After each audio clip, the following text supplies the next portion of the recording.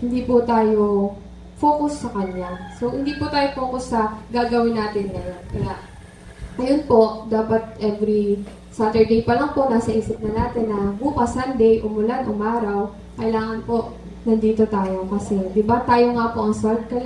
Kagaya po na napag-usapan namin kahapon sa Bible study po doon, na tayo po ay light and salt. Kapag salt po, hindi po talaga tayo yung literal na salt na natutunaw kapag umuulan. So, hindi na tayo, kapag nababasa, natutunaw. So, wala na pong pakinabang yung salt.